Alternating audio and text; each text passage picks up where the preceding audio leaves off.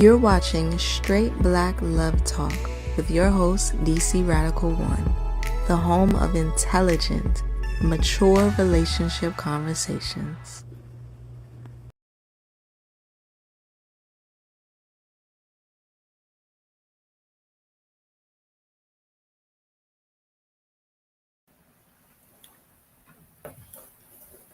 Greetings, friends, and family. No, my bad. Before these straight black proud brothers and sisters, it's your brother DC Radical One. And this is SBL Talk. And this is SBL Talk by myself without Sister Najee, who is busy tonight. And so it is just going to be you and I as I try to actually playing the wrong song. To try to get myself together here musically and presentation wise, and you all see the title of the discussion on board. Before the brother you got ripped off, before the Sister Najee, you tuned me to Brother Safo. Sister Najee, I thought you said you weren't available tonight, or you just stepping in just to say hi before you dip out. Let me know. Today's discussion is who is black and who is qualified to speak for black people. Part one. This is going to be part of a multi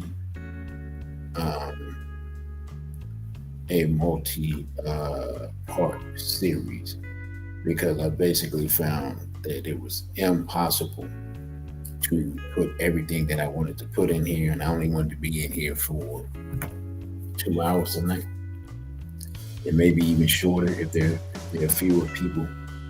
I'm supposed to be on Instagram as well. Somebody could check out and see if I'm on Instagram. I'd appreciate it. Because I can't tell at the moment. I was having trouble with my Instagram earlier today. They would not put any of my reels up that I posted. So I'm not sure I'm not sure what's going on with that. So we'll see. To be honest, I thought this subject might attract people because I thought it might be controversial. I thought about it kind of really in the middle of the night. I say they still haven't posted. Okay, they still haven't posted my one of my other posts on Instagram. So that's that. All right, thank you, brother. I just went over there. I ain't seen nobody over there. So meeting starts at 7. Okay. Have I greeted everybody? All right. All right. Yeah, I see nobody's watching though. Like I said, I don't know what's going on with Instagram tonight. Did my music just disappear? And of course, I think I forgot to loop. Okay, track is looped. So while all right, I'm gonna get into this a little bit, and then I'm gonna do the pledge. Nah. Let's do the pledge. Sister Najee, can you come in and do the pledge for me before you dip out? And if not, that's cool too. I just do it myself. I am trying to remember how to actually invite people. Okay. So copy invite link. And we'll see what's going on. How's everybody feeling today? By the way, I'll let people know that the irritated genie clip will go up. Okay, that's cool. Will go up tomorrow, so you'll be able to see that again. It had to be taken down and edited, so it's going back up tomorrow at, I believe, 8 p.m. So just letting people know that. And your brother said, hey, where is your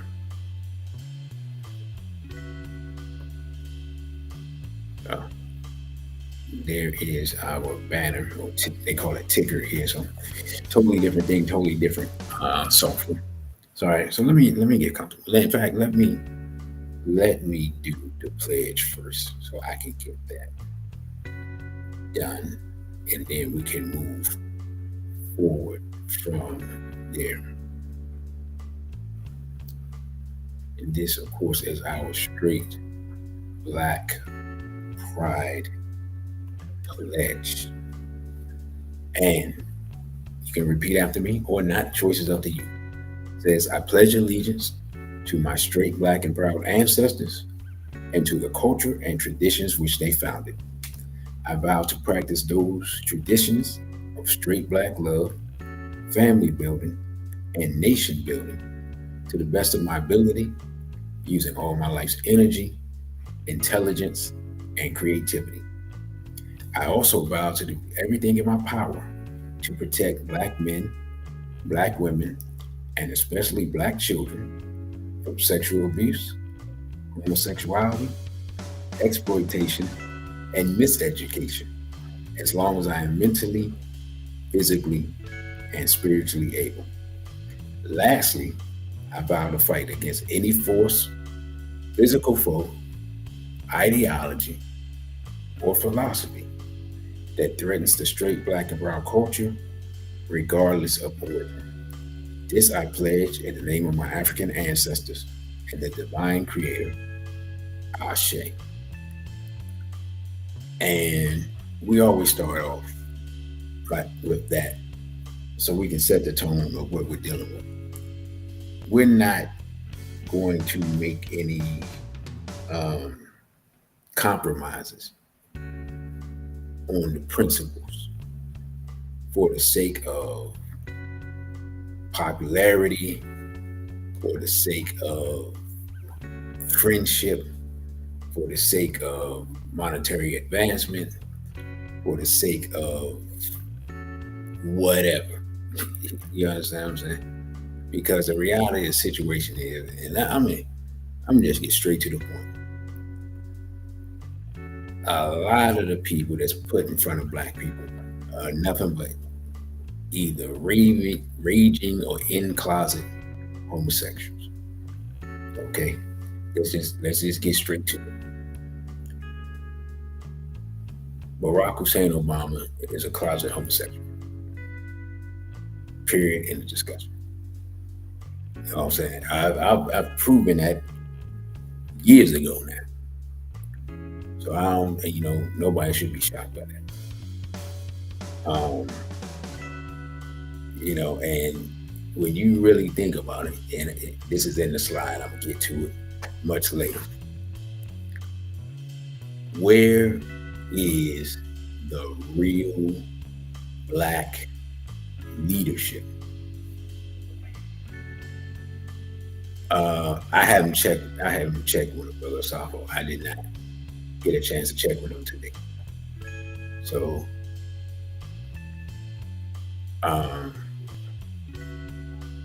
what was I getting ready to say? Where is the real black leadership that represents black community? Where is the manhood in the black community? Right? Like, we see physical representations of masculinity on, the TV or whatever, but even that's gay, if we're being honest. When you look at how these dudes, especially these, I don't know what's up with the NBA. I can't even look at it. These new NBA dudes, they got their nails painted.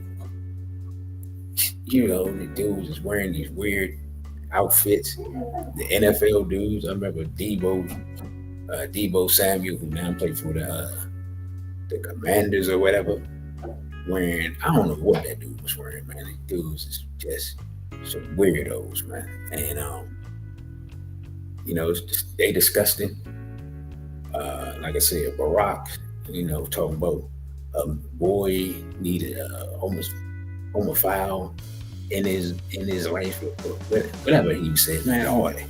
Look, man, I'm gonna just be completely honest. We are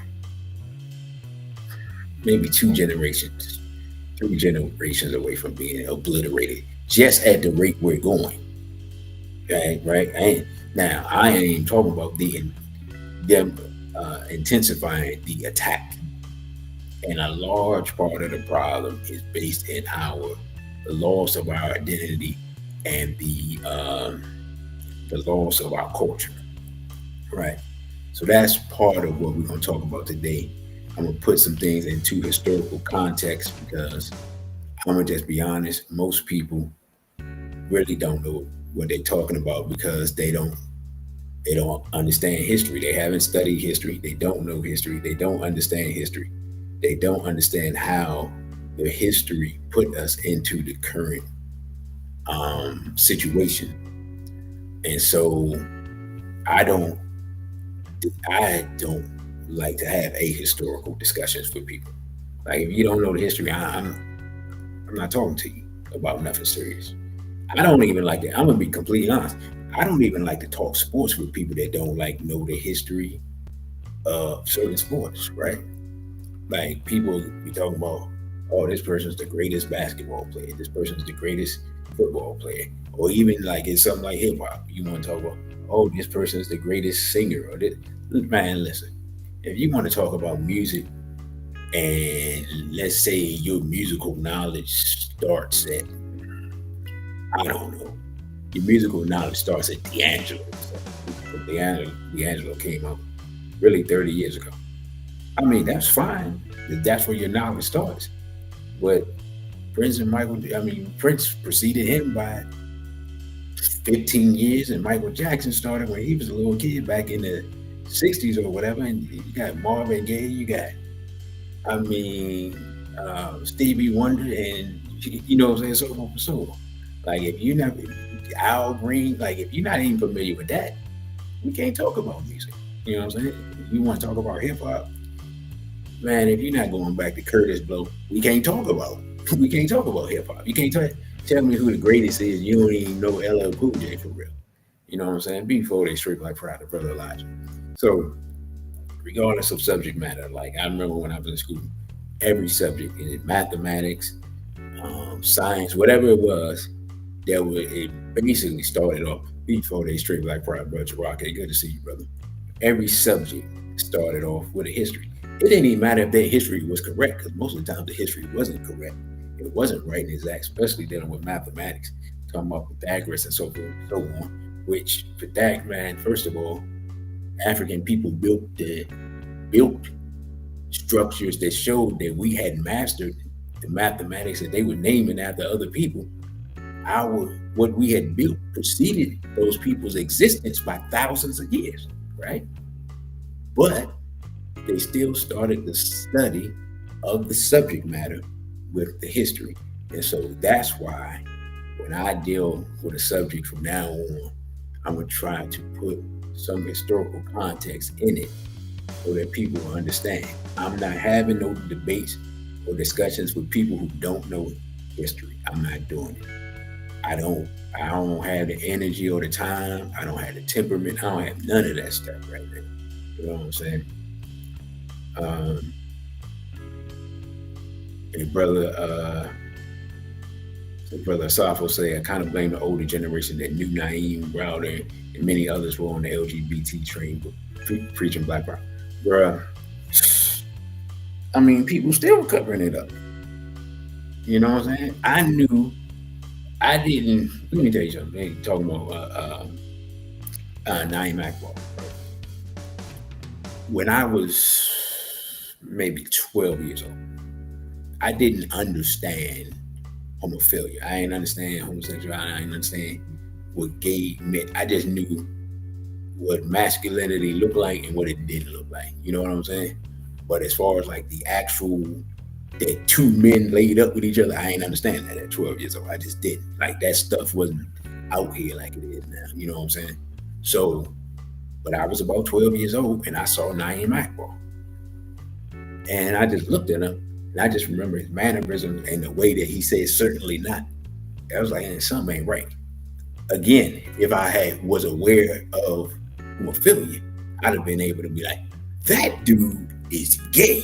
You know what I'm saying? It'd have been straight to the point. But I didn't know. Again, you talk about a boy who, fortunately I've been sheltered from, that type of stuff. Where nowadays, I mean, man, 12-year-olds wearing Crocs and carrying purses and all types of wild stuff. So, but yeah, when I saw him on Listerville Middleton for the People show, and they were sitting out on the beach, I think they may have even been in Ghana for real. And Naeem Akbar was talking, and Listerville Middleton was interviewing him, and his mannerisms and stuff. Man, they gave it all away, bro. Gave it all away. Before they straight black pride, straight black soccer. You know what I'm saying? So, but again, I wasn't at the age to even comprehend what I was looking at. I just knew something wasn't right? But let's get into the subject matter. The brother took me off course with that. Said, of course, we should always start off basically the same. Put this over here. Start off. We basically all, because this is the goal, and it didn't, not the goal, just standard. This is the African standard. Like, talk about whatever we want to talk about. We can make any excuses we want to make. This is the standard. This is the standard that's been set by our ancestors for thousands of years, right? At least 10,000 years. We know black people invented marriage, right? You deductively understand that we were the first people on the planet. Our whole culture is built around man, woman, and child. We got statues, the size of buildings in ancient Kemet. You know what I'm saying? We got little statues that they found that's older than the big statues in other parts of Africa. So that's what our culture is built around, right? Man, woman, child, marriage, right? We invented the first marriage rituals and everything else. It's an intrinsic part of our culture. It is connected to the asilia of our culture. As my Marimba Ani was saying, basically the seed of our culture, the seed of who we are, right? So with that, in traditional African-American culture, marriage was an expected part of adulthood. In many African societies, you were not considered an adult if you were not married.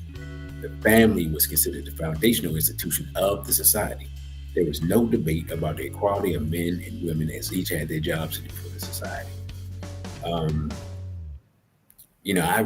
I really wish we had some other sisters in here. Hey, brother, you got ripped off. Do me a favor.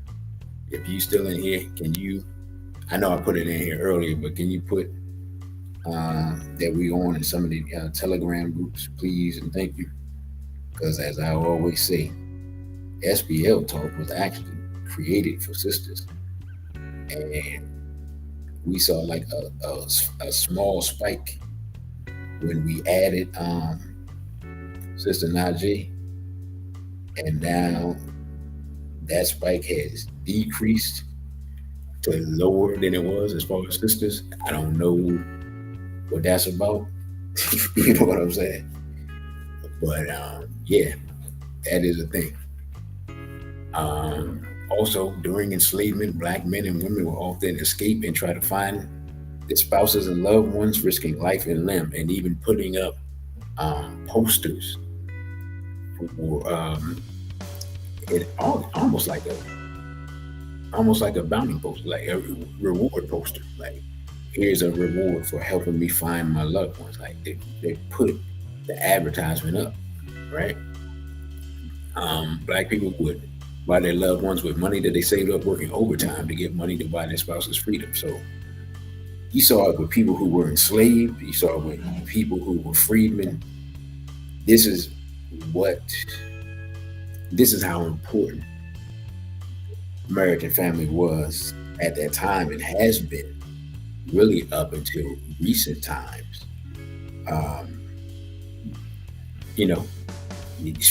I mean, we just been destroyed. You know what I'm saying? We're constantly under attack. The biggest problem, as far as I'm concerned, is that we don't want to call it what it is, which is an attack and attempt to destroy us.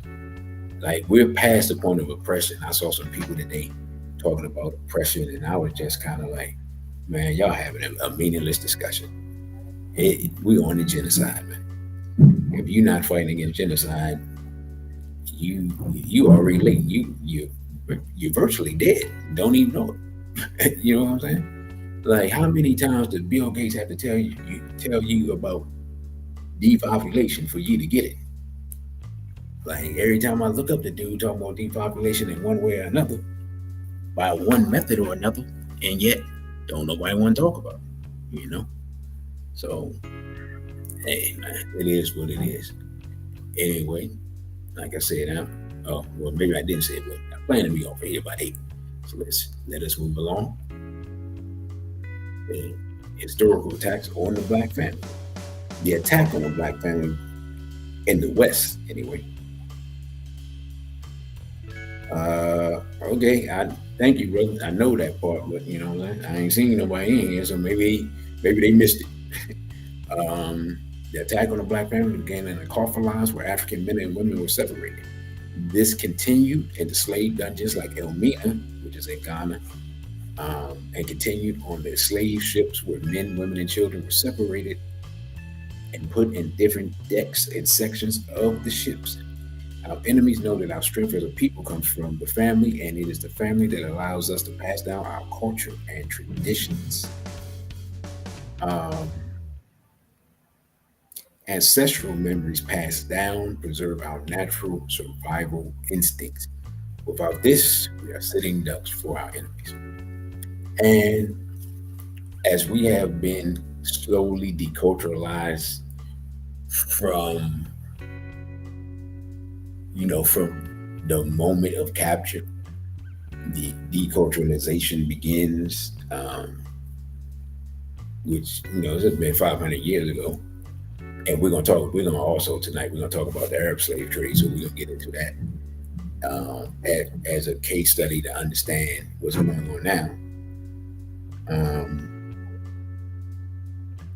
Deculturalization is having a huge effect in the modern times in ways that people, I don't think, really comprehend. But when I get into it tonight, you'll be able to see what the situation or how the situation affects us. So, yeah, because it's something major going on in the black world, and deculturalization is a major part of the problem. Right now, let's just get into the Arab slave trade, right? The Arab slave trade destroyed African identities and cultures. Nearly 1,000 years before the transatlantic slave system, the Islamic slave system began to destroy Africa. Initially, slavery in Islam was akin to slavery in Africa. In essence, you were a prisoner of war. If you read the accounts of enslavement in the Quran and the Sunnah and the early history of Islam before they left Arabia, right? And you read the accounts of what Dr. John Henry Clark talks about as what enslavement is. They are very similar. And the reason that they are similar is because this is one of the parts of history that nobody talks about. Arabia was colonized by the Ethiopians, and even before that was a part of the great Ethiopian Empire, like for hundreds of years and at different points in history. So black people colonized that area, lived in that area, and so for a long time depending on the part of Arabia you talk about, African culture was at the root of the culture there. But of course, that's a meeting point of different cultures. So you have Asia, in Africa meeting in that area, and you basically have a back and forth between Arabia and the Levant, what they call or used to call the Levant. Now they call it the Middle East. You have had that back and forth push between black people pushing out, colonizing, and extending out into India, and then the Aryans coming down through India, whitening that area, and then whitening Persia, and then eventually coming into Arabia, and whitening that area. I believe I said last night, maybe 2 nights ago, whenever I said it recently publicly. Someone, the most needed book that has never been written to my knowledge, unless it's somewhere, I don't know about it every day, is The Whitening of the World. That is the most needed book to be written by our scholars, that no one has written, no one has tackled. Because in order for you to write that book, you have to have the understanding that most of the world was once black. And this is what we need to do. Let's just be honest, right? We need to fund, because think about it, they come all over Africa digging up stuff and excavating stuff. We need to fund a team of archaeologists and various scientists who study, where did the European come from? How did they begin to overtake different places? You know what I'm saying? We're going to have to go to the Caucasus Mountains. We're going to have to go to the Eurasian steppes, and we're going to have to start digging up stuff and to understand the nature of this enemy, right? If we don't do that, I fear we won't get it, and then it's over. I'm just saying. Like, I don't know if anybody has thought that we have to get beyond this, man, I don't even know what to call it, being locked into this fear of studying these people the way they study us. You know what I'm saying? Because they study us all the time. They digging up our ancestors all the time. But we need to go to them caves and dig up them people and see what's going on.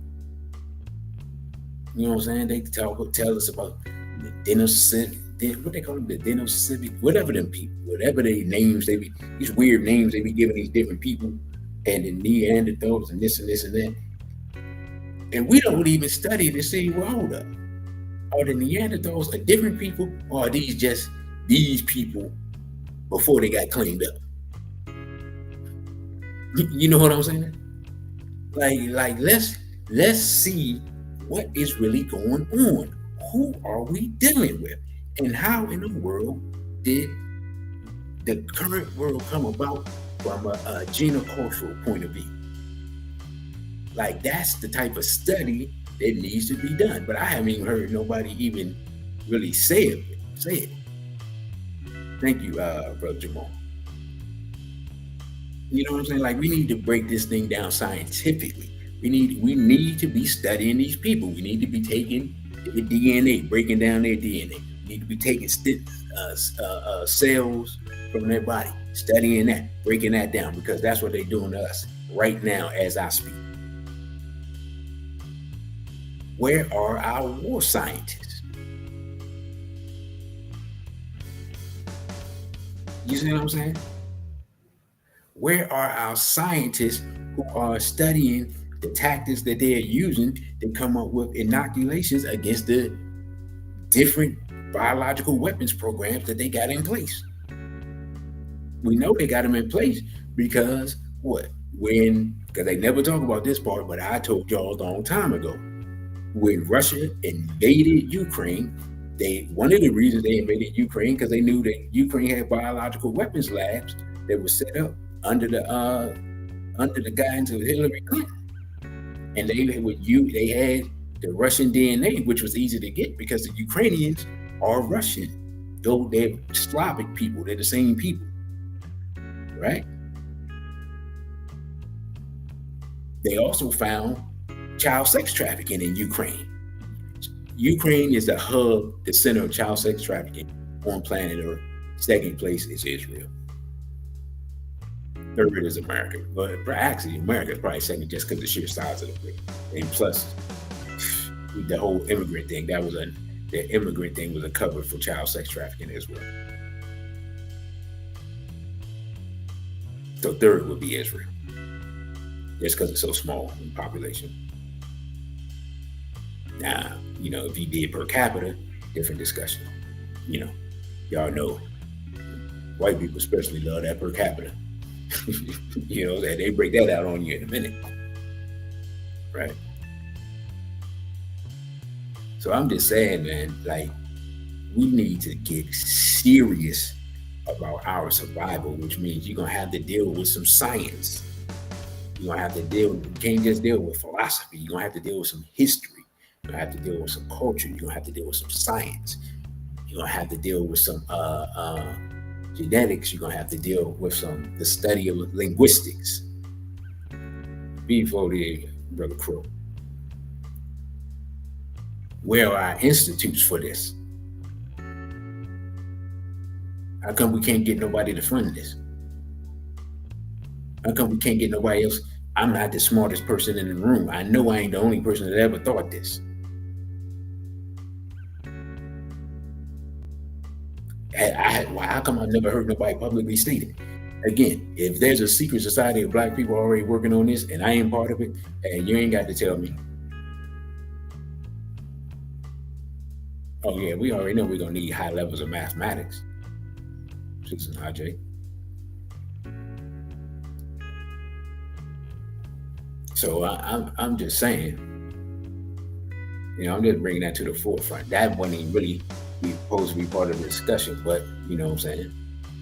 Sometimes our ancestors do the talking. Now, where was I at? Oh, okay, yeah. Now I was talking about initially what slavery was like in Arabia, right? You go back and you read the accounts of Bilal ibn Rabah and some of the other people in his time, so that were enslaved that Prophet Muhammad set free. A lot of them, the torture and bad treatment didn't start until they accepted Islam. This is according to the writings of the people of the day. I wasn't there, right? But Bilal got it twice as bad because he was Ethiopian and he was one of the first to accept Islam, and he's the one that came out with the call to prayer. He was the first muaddin, right? So whatever you hear, for those of you who are familiar with it, or you live in a city with a mosque that got a whole speaker system set up and all that, when you hear that Allahu Akbar, Allahu Akbar, and it sounds like a song, yeah, we invented that. Black people invented that. Which, should have been obvious. Bilal invented the whole thing just while they was having a discussion of what they should do. Do we need to have a bill? Do we need to do this? We need to do that. And then Bilal was like, nah, I got it. This is what we should do for prayer time. And basically wrote a rhyme on the spot, because poetry is a part of Arab culture, which is how it comes out of African culture, right? It's just been overlaid by a bunch of whiteness for generation after generation. But that's why when you hear the Quran in Arabic, it sounds like poetry. It sounds like just a long rhyme, right? So shout out to Bilal ibn Rabah for doing that. So really, every so-called Muslim who disrespects Black people is committing shirk, because they disrespecting one of the founders of Islam. And allegedly, according to some, Prophet Muhammad's uncles were Black. So he's some type of part Black, according to the history. I'm not making this up. This is documentation that I read 30 years ago. Argue with the hadith, right? So everything that you see as far as Islam now that's being done, in reality is shirk. So if Islam was real, all these people going to hell. Even though they claim to be Muslim, they all going to hell. They're all going to be burnt up, to get their skins replaced and burnt up again. Yeah, they don't talk. Yeah, they don't talk about Bilal because once the Persians and the Turks and a lot of them came in, they came in about 100, 150 years after the Prophet Muhammad sallallahu alaihi wasallam, and basically just start putting their anti-blackness into it. Plus, the Jews were still around, taking up high positions in Islam and helping write some of the history. Al-Jahiz talked about this in his books that were written in Arabic. I think Al-Jahiz was alive around, man, at least 100 years after Prophet Muhammad. I can't remember the exact date. Brother, you got ripped off. You got a chance to look up Al-Jahiz. Al-Jahiz was a black man in what is now Iraq. And he was a scholar. He was an Islamic scholar, writer, and everything. You know, they don't even talk about. I forgot the brother's name, but it's a brother in the Quran that's supposed to be one of the wisest men to ever live. They don't talk about him neither. He right in the Quran. Like, can't even, you know what I'm saying? He still just disregard him like he ain't in there. Right? So, yeah, the black presence in Islam is just totally been whitewashed, you know. And basically used as a weapon of war, as we about to see. So anyway, let me get to this. Only when Islam expanded further into Africa, Europe, and Asia did it become commercialized with the help of the you know who commercializes. It don't matter where they come from. They do commercialization. Doesn't matter if they Sephardim or Ashkenazim, right? Or Al-Jahiz, AL-JAHIZ.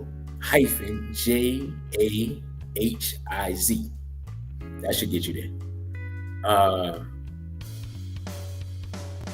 Islamic slavery became more focused on Africa after Mamluk rebellion in Egypt in 1250 CE. The Mamluks were Eurasian soldiers who overthrew the Ayyubid dynasty in Egypt and set up a sultanate there. Islamic slavery in Africa became much more brutal due to the influence of Turks, Jews, and Persians on Islamic thought. Many of these people had negative thoughts about African people and put them into the religious writings of the day. Now, let's get into it. One of the things that greatly influenced, because here's what people have to understand. It wasn't until the 5th century, approximately starting in like 525 CE, that the writings that would make up the Talmud begin to be put down. These people are already anti-black.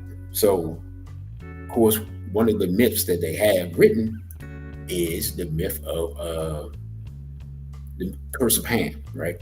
Was Ham Noah's son, I think. So anyway, for those who know the curse of Ham, you know, man, I don't even actually say it. Anyway, Noah was getting drunk. Now, why a prophet of God was getting drunk, I don't know. You know what I'm saying? So he was getting drunk, and for some reason he was naked. So Ham went to look for him, and then he looked at him and saw his father was drunk and naked. And I don't know, right? Allegedly, according to some of the religious texts, some type of shenanigans took place after that.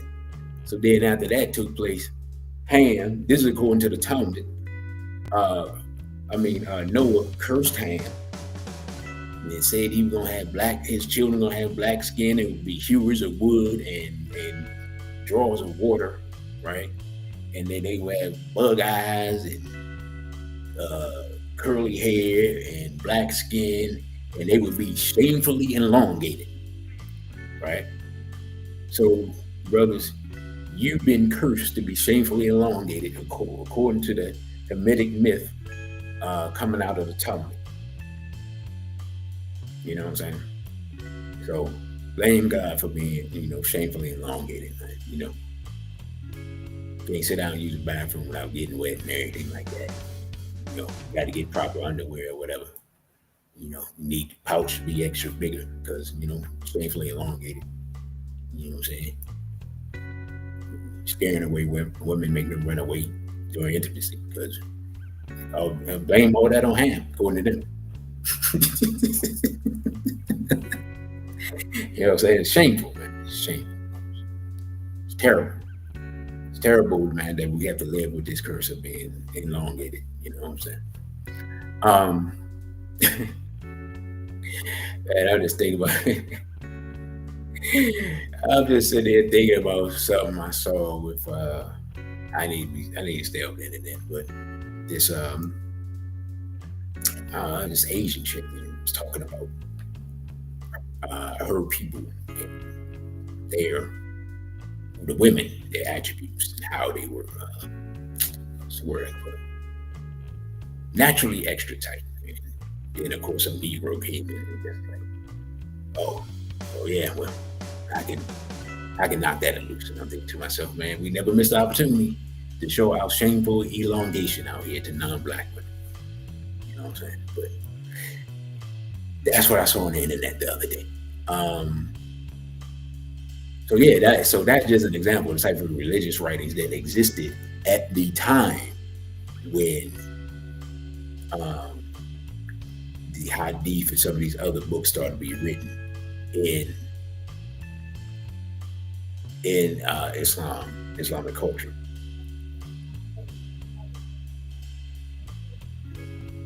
And brother said that Ashkenazi don't consider Ethiopians real Jews.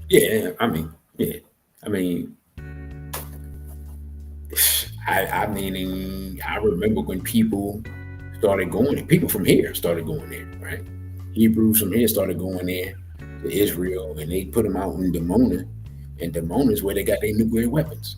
And then they started poisoning and sterilizing the women. A lot of people, they don't know that part.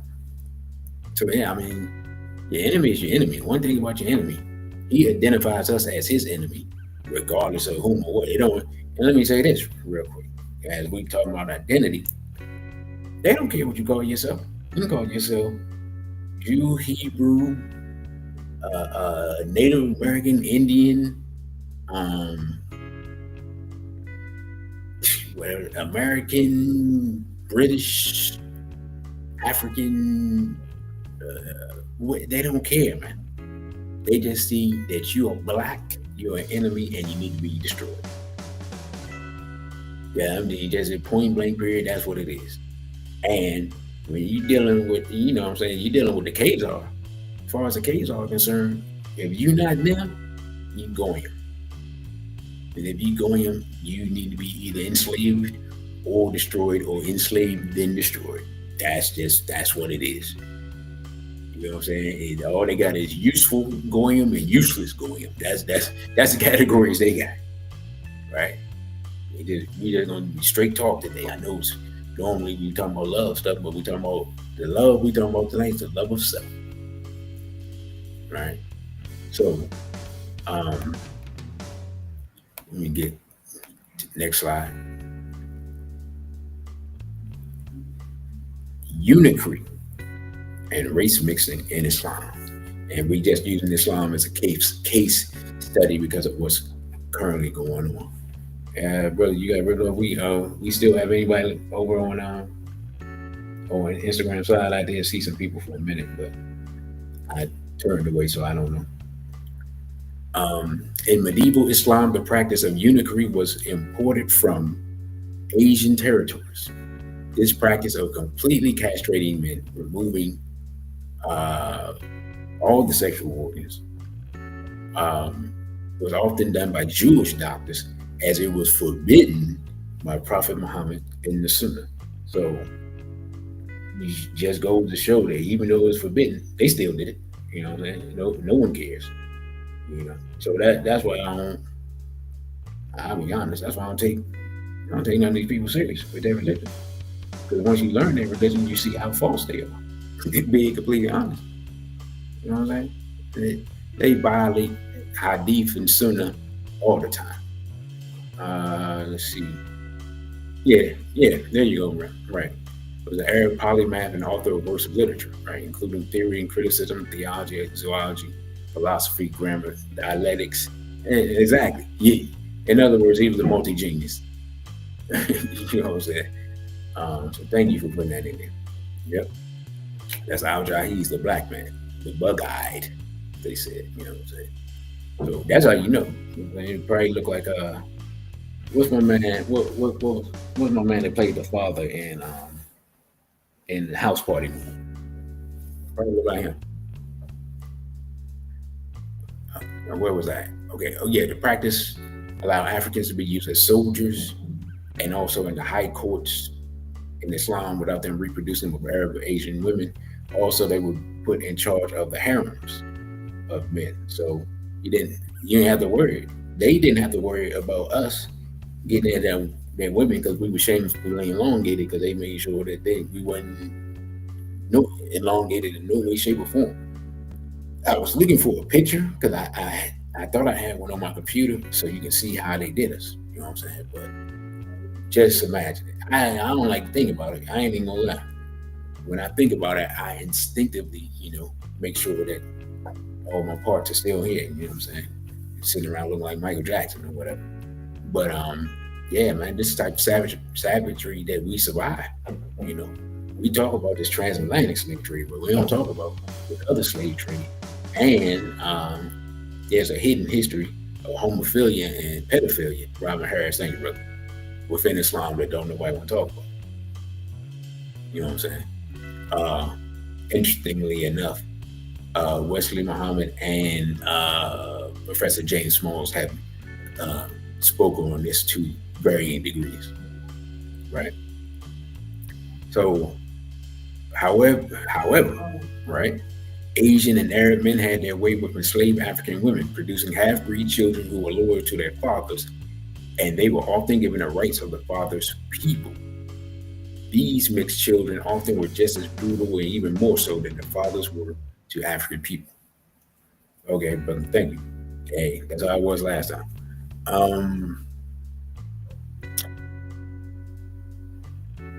Tip on tip.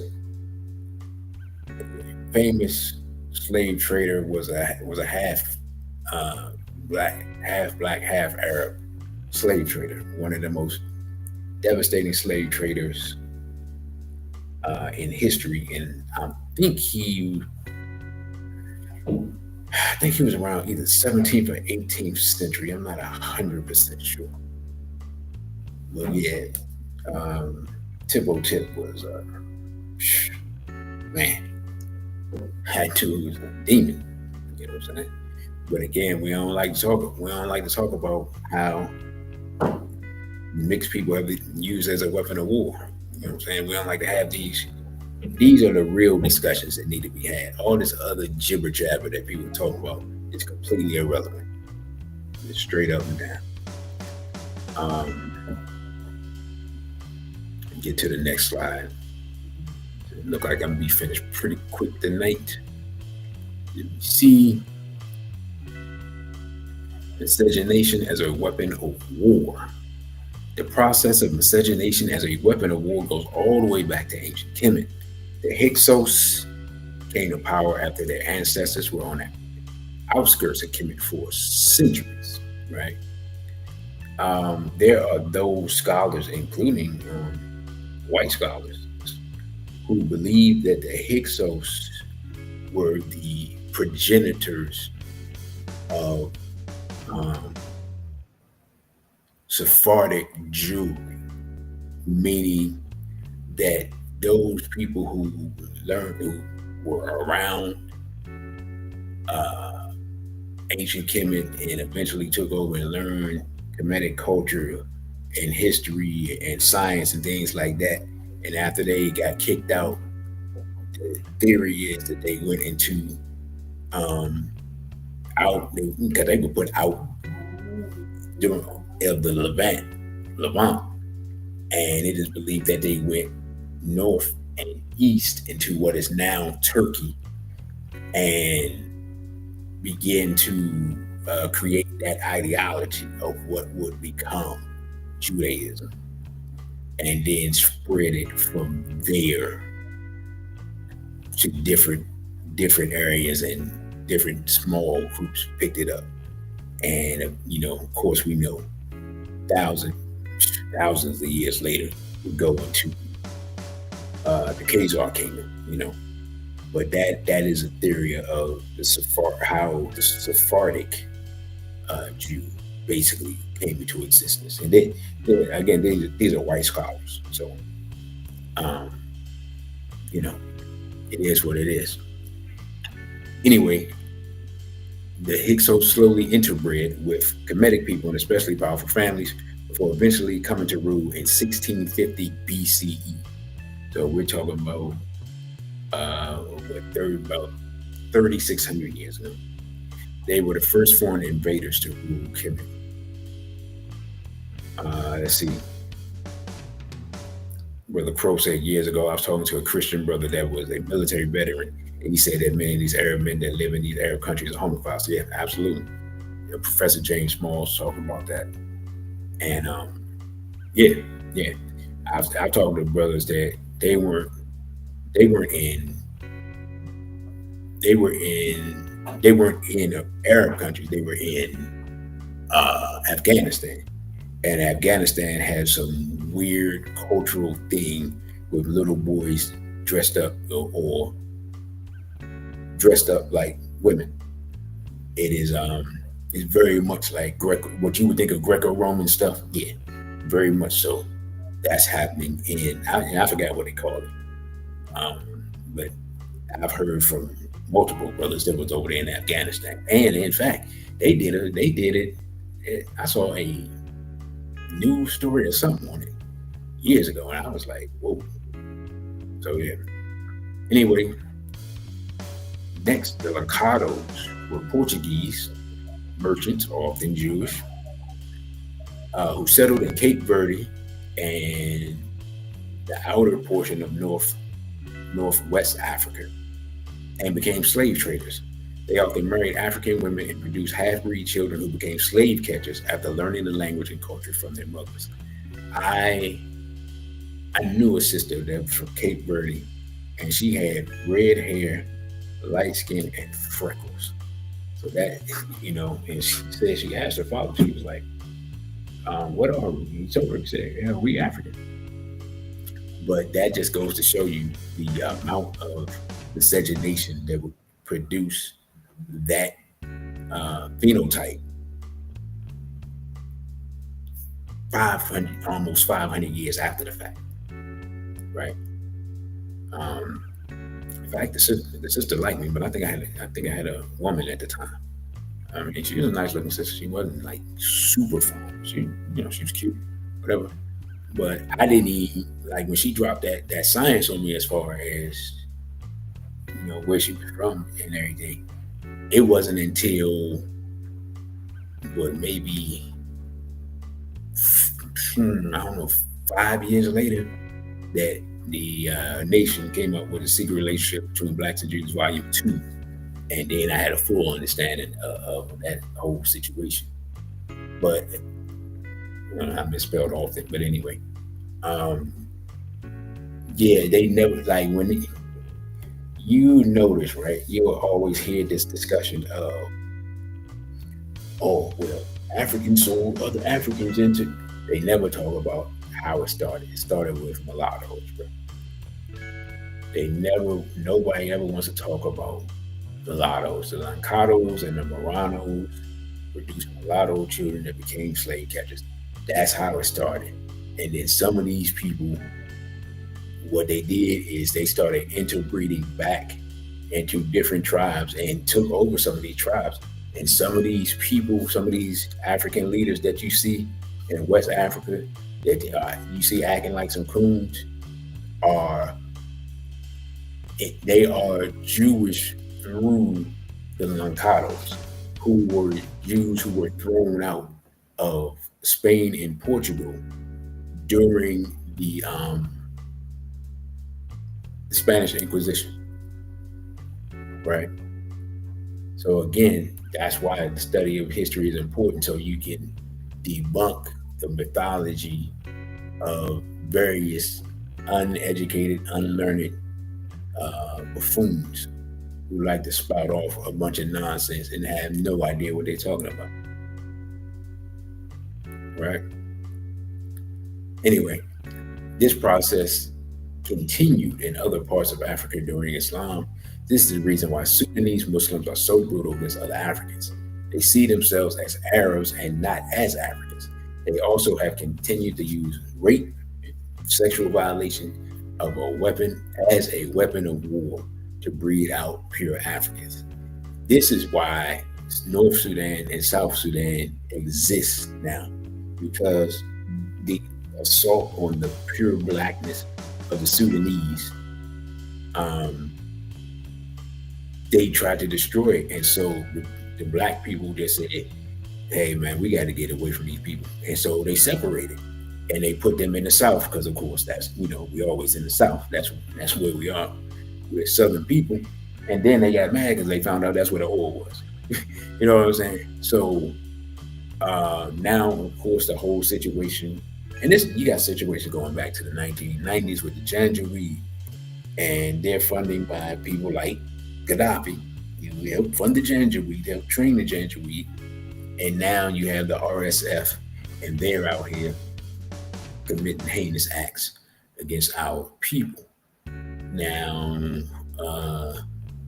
I think, you know what I'm saying, I have a video dealing with that. But let me see. In fact, what I'm gonna do, hold on, where am I at? Yeah, let me do this. I'm 1 hour in. What do you say, brother? Stop telling people to read, man. Look, they ain't gotta read, but stop acting like you know what you're talking about if you can't read. Because some of these people don't read because they can't. That's the big secret. All right, I go in the libraries and I see they got basically hooked on phonics for adults. So that means that people are illiterate. And I'm not, if you illiterate and you're trying to learn, I ain't mad at you. I appreciate you. You know what I'm saying? I respect to you. But if you sitting up here, you illiterate and you trying to act like you some type of scholar, but you can't read and everything you learn is from watching YouTube videos, man, I ain't trying to hear nothing you talk about, bro. I ain't trying to hear nothing you talk about. But anyway, let me do this. Let me run, let me put a pause on this and stop at the 1 hour mark. And I'm gonna play some advertisement from some of our sponsors for today's show. All right, so give me a second. And here we go. Ready? Yeah. All right. Good morning, everyone. My name is Elijah Lewis. I'm coming from you at the Springfield Town Center in Springfield, Virginia for the Fall Expo. But I want to take a minute to tell you about my book, Your Jewels Are in Your Journey, Life Lessons to Reach Your Optimal Self. This book is about giving us the tools we need to be our optimal self as we go about our journey. I tell everybody is that we're all on a journey. So on that journey, we learn that life lessons are jewels. The people that we connect with to be better and inspire us along the way are jewels. And above all, you find out that you yourself are a jewel. Because if you don't know who you are, it's hard to know where you're going.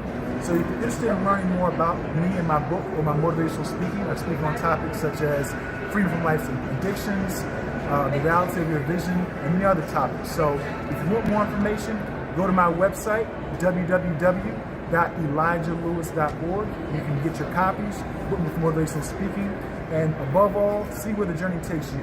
And at the end of the day, may you find many jewels on your journey and continue to be the jewel that you are. Thank you.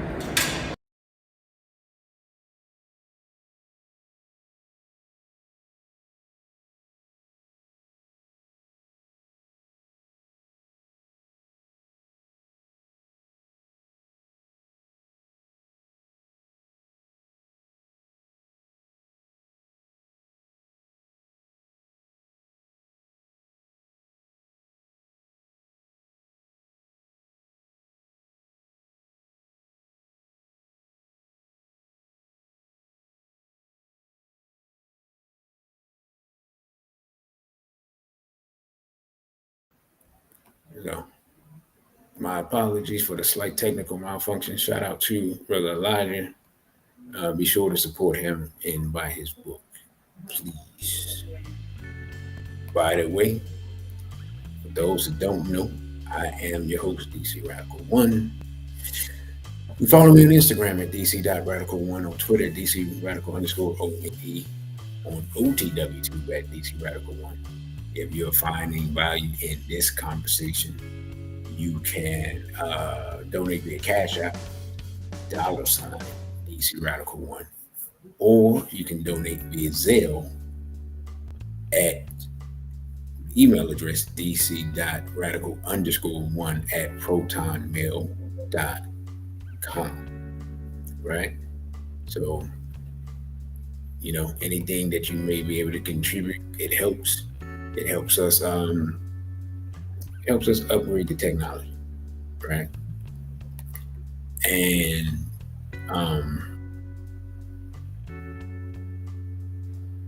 let's move forward. Hold on.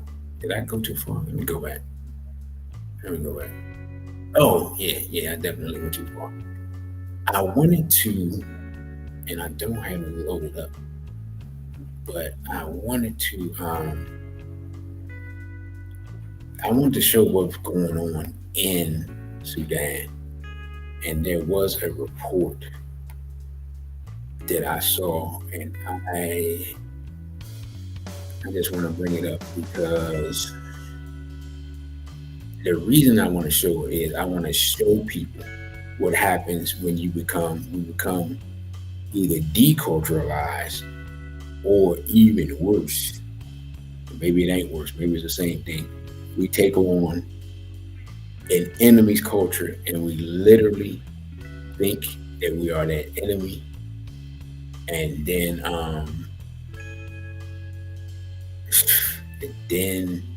we start acting like that enemy. So give me a second while I'm trying to find this clip. But I told about, you got ripped off. Did I talk about the Sudan, what's going on in Sudan yesterday? Or was that earlier? But either way, there are two groups fighting in Sudan.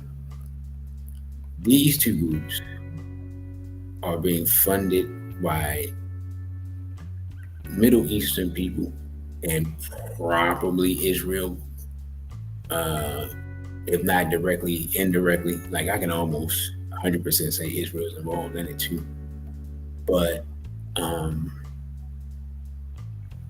here we go. I found it. Yeah, cool. All right. Well, yet another charity has released a report. So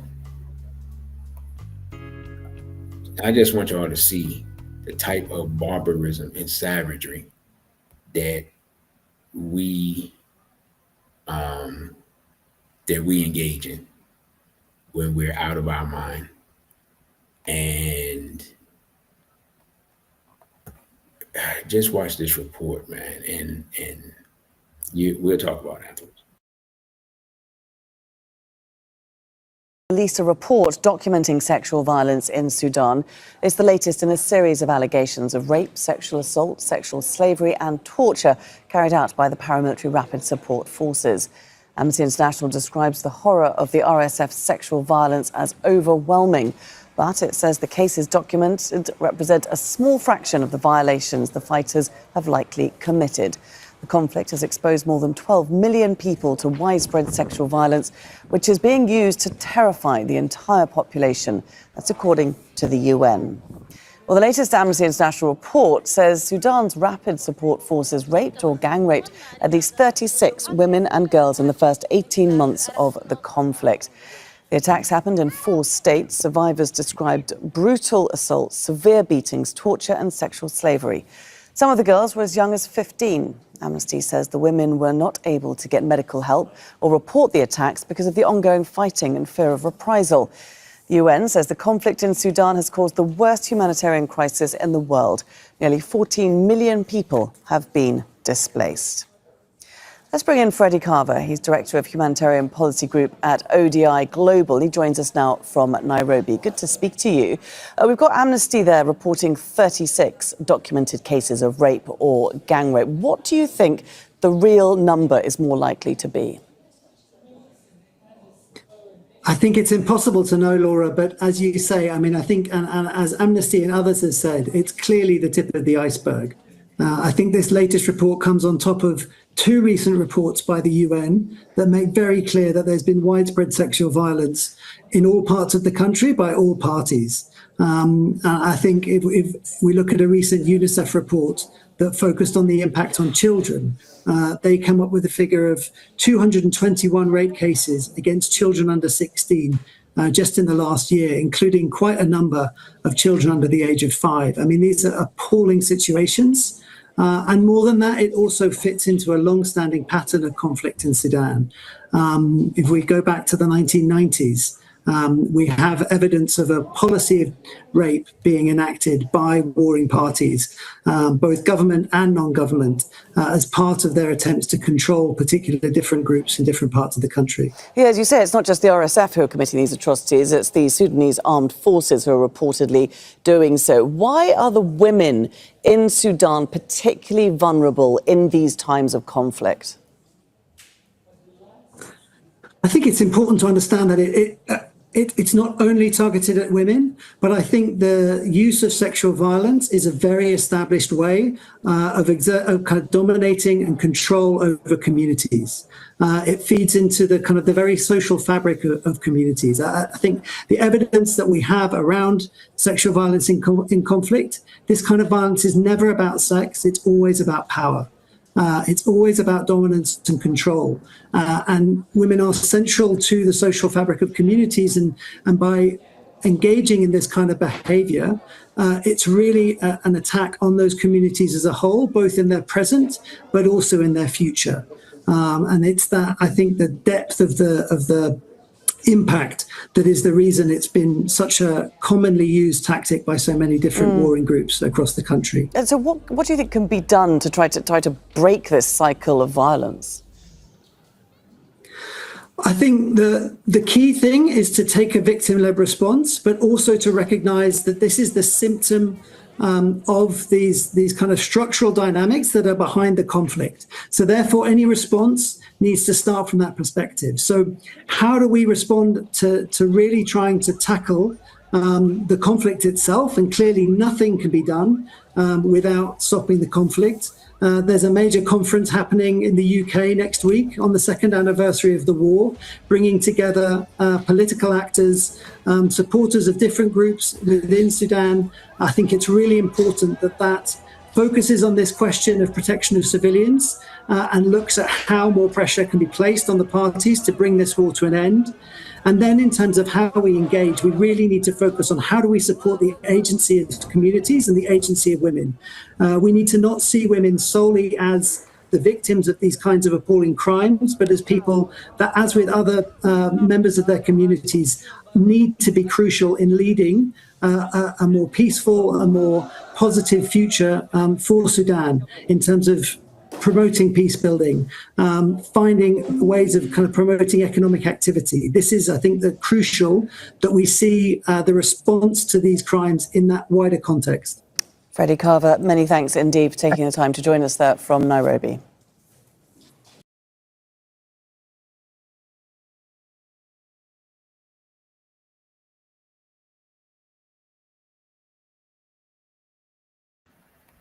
Now, when you look at that report, when you look at that video, and you hear about those atrocities, what do you see? For the most part, you see Black people committing atrocities against Black people. And some of them are lighter than others or whatever. Some of them may have a little less curl in their hair, but it's Black people commit atrocities against Black people. Now, here's the thing. What did the Europeans say? He said, oh, we're going to meet where? In Britain. So the European is going to pretend to be the peacemaker between two warring factions who are being funded and armed by non-black people. You see what I'm saying? So that just goes to show you where the trick comes in. And then what did he say?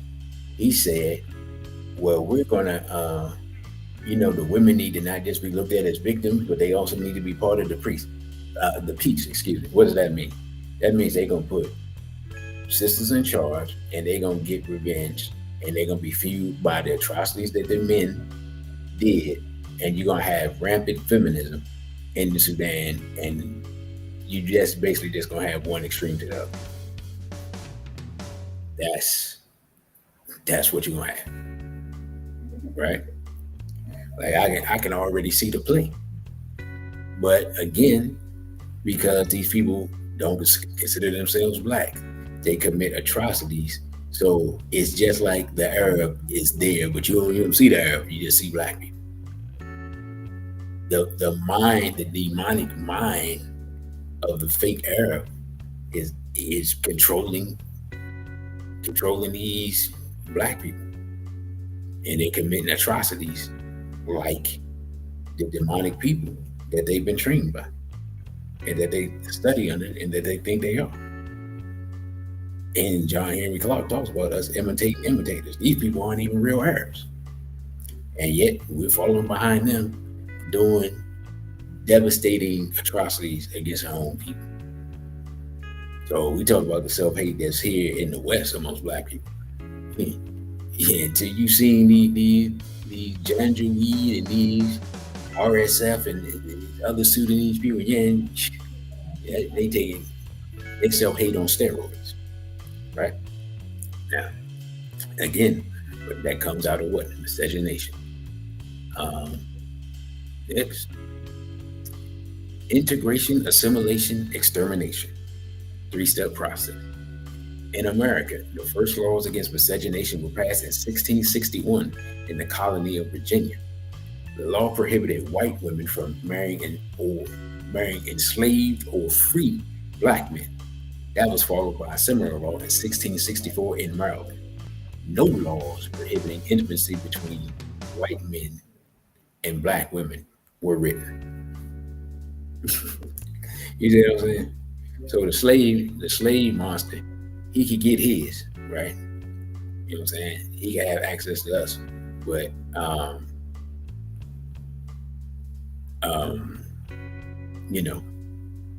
it was a crime for us to be with European female, which I ain't trying to be with no European female, but I'm just showing you the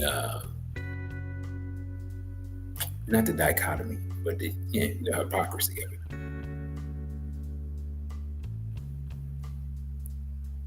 And brother, you got ripped off. Says there's a female RSF general that was caught on film saying to rape the woman. Well, I mean, you carrying out the mind of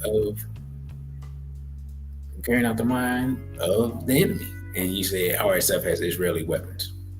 Ergo, they're funding RSF, and there it is. There it is. He said thousands have been violated. Yeah. That's been that breeding out the people, been that ideology at least since the 90s. At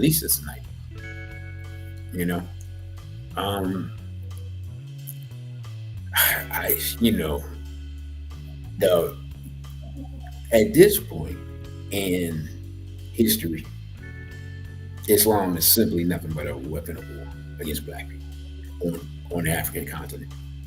And I'm gonna be honest, I'm gonna challenge the Muslims here in the West, regardless of you Orthodox or Nation of Islam or I forgot the other group, but I don't even care. Whatever your group is, right? Whatever you call yourself, but you call yourself Muslim. Why don't you come out and condemn in no uncertain terms these atrocities committed by your co-religionists? And if you're really bad, fund armed struggle against rapists and murderers who are committing shirk, as far as I'm concerned, by doing atrocities for no reason. Like you're not committing jihad because you're not spreading the religion. You're killing people.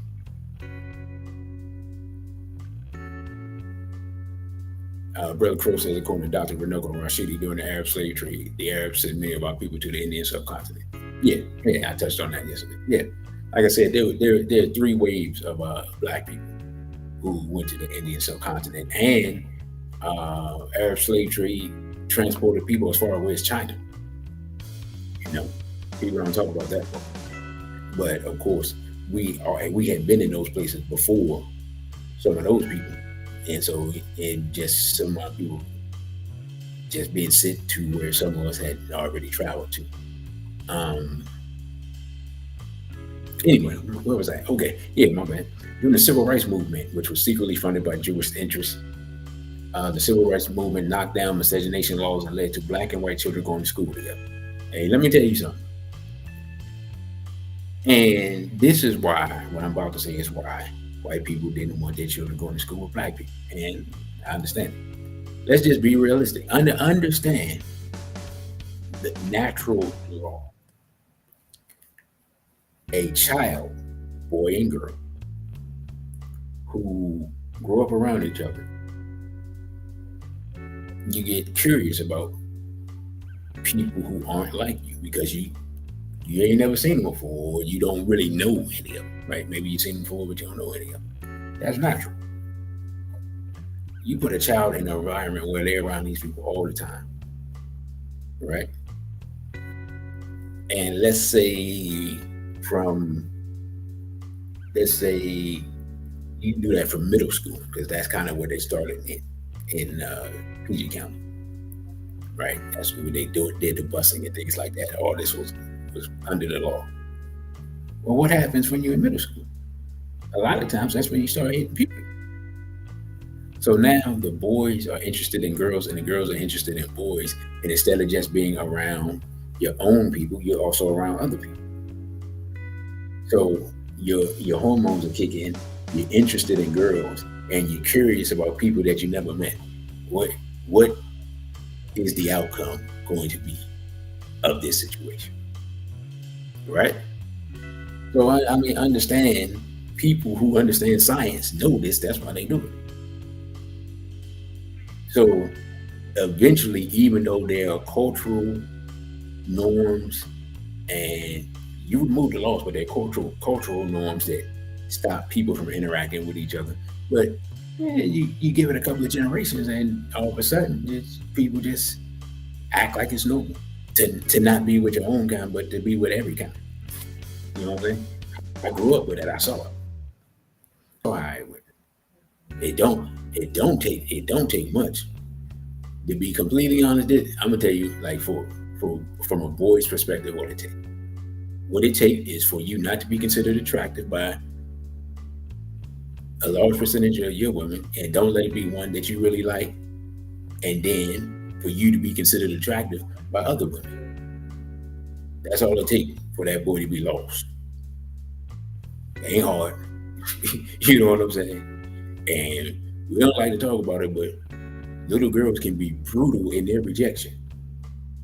Like, literally, you can just be like, ugh, why would I want to be with you? Okay, well, excuse me, why? Pardon, mademoiselle. You know what I'm saying? I ain't mean to offend you by my sheer presence on planet Earth. Right?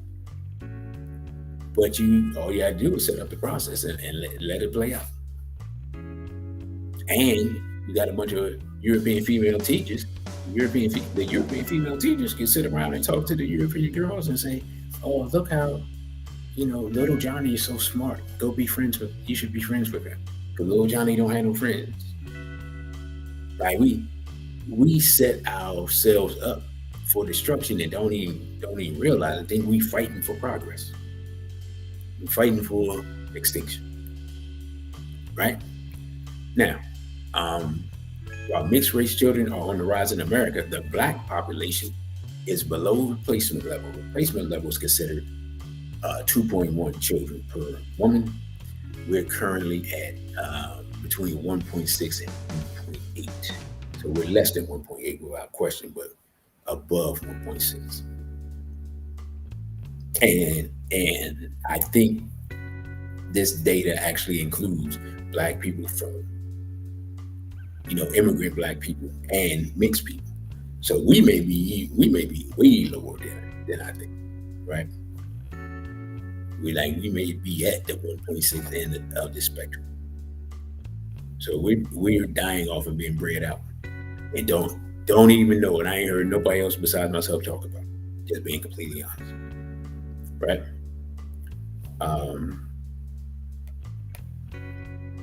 Time is, all right, next slide. Time is moving faster than I thought. I just wanted to put this up here. This is how it works for anybody that's confused. On the left, you have Patrick Mahomes, Super Bowl winning quarterback for the Kansas City Chiefs. I believe this picture is when he was drafted. On the left is Patrick Mahomes' father, who is light brown skin, and of course, his mother, European female. On the right is Patrick Mahomes, his white wife, and his white children. His father's genetics was destroyed in 2 generations. You want to know why miscegenation is so dangerous? That's your picture right there, in a nutshell. I believe Patrick Mahomes has, 2 daughters and a son. Right? I believe the baby is his son. Straight black pride, to the brother's point, is literally the only thing that's going to save black people from being exterminated. Because when you're not straight black pride, this is what happens. Right? A total obliteration in 2 generations. Like it don't take much. You marry a European female, your son sees that his mother's a European female, that becomes the ideal of beauty, and voila. You know what I'm saying? You no longer exist. 50 years from now, it'll be a picture of his father up there, and the family be like, who is that? Oh, that's my great-grandfather. Your great-grandfather was black? You know what I'm saying? That's going to be the response. Like, what the? You know what I'm saying? Like, we see, like, I remember, I don't know, chick was on TikTok or what, blonde-haired European female. I think she might have had blue eyes or whatever. I actually don't really remember.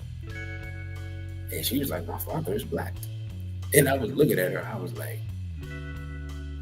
there's no way her father's black. But I was like, you know what? Her father's probably mixed. She showed her father, he was light skinned. She showed her mother. Her mother must have been like Nordic white, like ice woman white. Like, you know what I'm saying? Norway, or Slavic, either like Northern Slavic or Nordic. Because this shit just really, like, you could see a little bit of like something. She was basically a white woman. That's what Patrick Mahomes. As Patrick Mahomes' daughter stay out the sun, that's what they're gonna be looking like. You know what I'm saying? So when we talk about straight black pride, man, it is your defense mechanism, your inoculation against extermination. That was a bar right there. Hey, bro, you got to write that down. Straight black pride is our inoculation against extermination. We can clip that. I mean, bro, I'm just looking at this picture. This is crazy.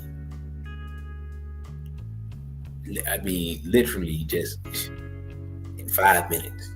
You know what I'm saying? Seemingly. Brother Pro says Australia is a perfect example of that too. When you have original people getting wiped out by miscegenation. Absolutely, bro. Thank you for bringing that up. The movie Rabbit Proof Fences that. In fact, I'm gonna give you another example. If you go to the well, you can't go to it now because the government's still shut down. But if you're ever in DC, go to the American Indian History Museum. See the pictures of the native people, the different tribes, from starting in, like, they got maybe like the 1870s they got film. And they got drawings before that, but the drawings make the people look lighter than they are in the film. So, make of that what you will. And then see the people that's representing them in modern time. see how they been bred out. Right? So you got some dark, basically Hispanic looking people 150 years ago, just with longer hair. And then you got some white folk with a tan, some of them, 150 years later. You know what I'm saying? The tribal chief. Like, how you get in charge? You, sir, my man Pedro that do my lawn, he more Indian than you are. And brother, you got rid of the original Hawaiians. The original Hawaiians were also bred out by Japanese and whites. Indeed. Put Brother Crows up, Mr. John. So man, what we talking about is real life warfare with people's sausage. And my thing is, like, people, I remember back in the day, these discussions used to be, well, dudes used to make excuses for, well, we need to do the same thing to them that they doing to us. No, we don't. For what? We have to defend, you know what I'm saying? We have to defend our own goal first. We got to keep our women away from Europeans and reproduce our people. We're not in a political or military position to be breeding out anybody. We being bred out. You don't run in and do that. You create more of a problem. And it, you know what I'm saying? And Patrick Mahomes' father, he probably was sitting around talking that type of nonsense himself. And now where we at? This is the result. Oh, we need to do the same thing. No, we don't. Negroes will come up with any old excuse to lay up with Uruguay's woman. And we talked about what is forgivable. Maybe and maybe notice I say maybe like 15 times. It might be forgivable for you to lay up with Uruguay's woman. But once you reproduce with them, it's over. You're not us. Once you produce a Drake, you're not us. You know what I'm saying? Sorry, Larry Graham. We can't claim you no more. Got to kick you off the island. Just keep it 100.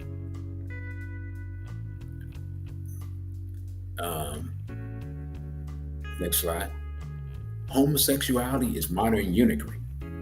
Told you we ain't playing no games here, man. We actual facts. In medieval Islamic society, homosexuality and the creation of eunuchs were forbidden, but each were widely practiced. Eunuchs were bought and sold publicly, while homosexuality was practiced behind closed doors. I told y'all we were going to use Islamic history as a case study for where we at now, inspired by the events in the Sudan. In modern society, the push of homosexuality in the Westward has the same purpose as eunuchry: to create a class of effeminate, powerless males who will acquiesce to the desires of the ruling elite. There is no history of Black homosexual males waging any revolutionary struggle against white, Asian, or Zionist domination. These modern-day eunuchs often side with the enemies of Black people. See Barack Hussein Obama. You see what I'm saying? So, for those that don't know what a eunuch is, I don't know if I have properly stated it. A eunuch is a person, a male, who has had his genitalia removed, but is still alive. And as I stated before, this surgery, because it was forbidden in Islam, was often practiced by Jews who already were in Muslim kingdoms and had the knowledge of medicine and the history of touching on people's sausages to do surgery. So that's why they were involved in the creation of eunuchs. And also the Chinese was familiar with this practice as well. And there were some Christians who were surgeons, but I wasn't able to ascertain their nationalities when I was undergoing this study. Right? So we can argue that this practice has been updated where the people haven't been physically neutered, but they have been psychologically neutered. Okay. Now, if anybody wants to challenge me on the second statement, if you watch this, bring forth your documentation. I'm all ears. Right? I'm all ears. But we've seen, and I've shown the video, and I ain't gonna show it now. But we also went during the what's my man in Minnesota that they killed. Yeah, I know, brother. George Washington Carver was a eunuch. Like, they don't talk about eunuchry in Western enslavement. What's my man George Floyd? We all saw them dudes up there twerking in front of the police and acting like that's some type of revolutionary thing. They out here twerking and crumping and voguing and whatnot in front of the police, and the police having a hard time not laughing them out. That's what's considered revolutionary amongst homosexual males. That's only gonna get us exterminated. And first laughed out, then exterminated. That's what, I don't know what word, just being laughed out while you're being exterminated, or being laughed out and then exterminated. No threat to them whatsoever. This is Barack Hussein Obama. I play this clip from here. But this clip deals with, you know what? Give me a second. I want y'all remember when Barack Obama wrote them letters, or they found those letters, and he was talking about, he fantasized about fornicating with men. That is what, and of course he talked about, he passed the gay marriage bill, and he put the White House in red, in rainbow colors. So I'm gonna find this clip real quick. Y'all be patient with the brother. We're gonna put this up. Because it's only 2 minutes long. With Barack out here, doing his. I know I could have had the clip with him talking about little boys need. What did he say? What did he say? Oh, here we go. Little boys need to be raised by.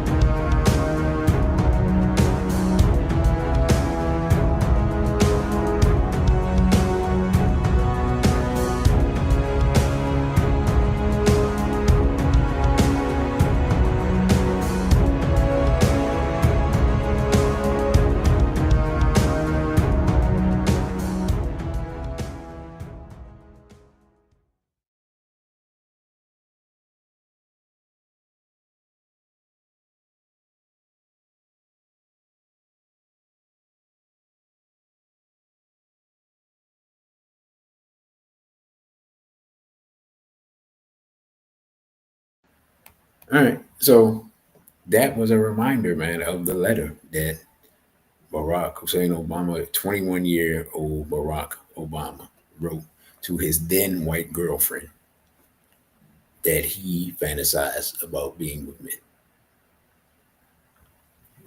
Hey, man, I didn't write the letter. I didn't find the letter.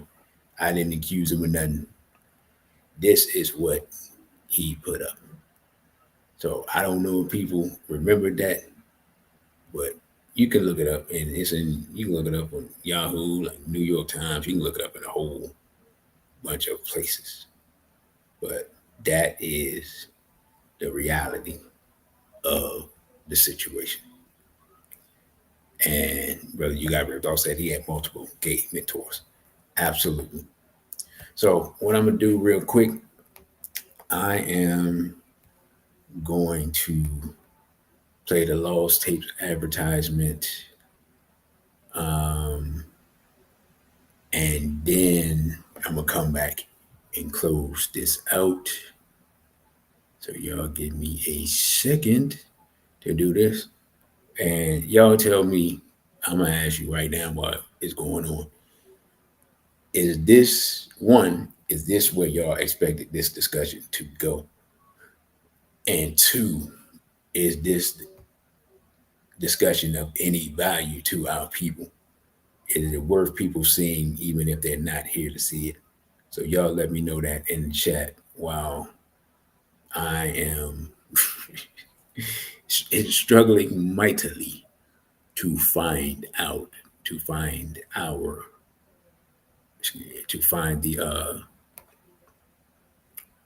lost tapes. I don't know. Must have moved the file, but so y'all tell me that. And then I'm gonna run this and I'll be back to close out this discussion.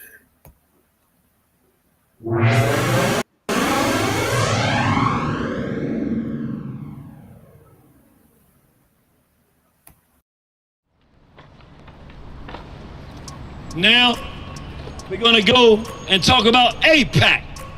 What is AIPAC?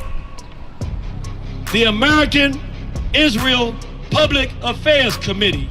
AIPAC. What does AIPAC do?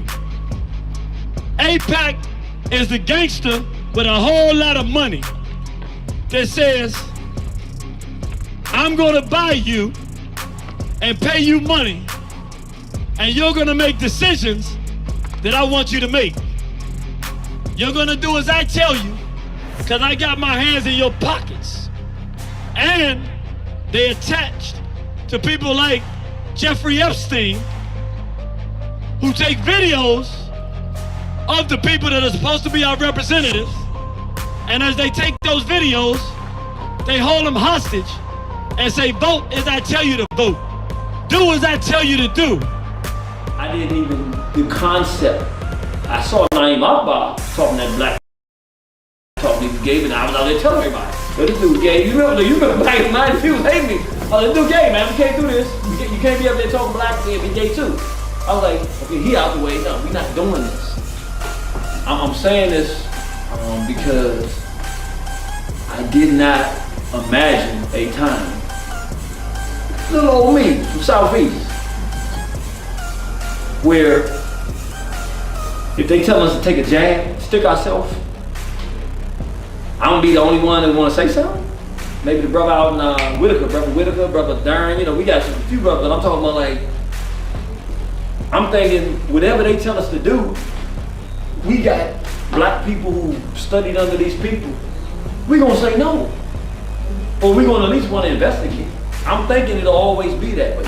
I'm thinking if somebody's pushing this stuff, R. Kelly molesting children, we're gonna deal with this dude. I'm thinking everybody's gonna agree with that, because you don't mess with children. That's right. That's what I thought was, that's just how I thought we were. That is who we are intrinsically, but I'm saying, I didn't imagine a world where I'm saying, don't vote for this dude.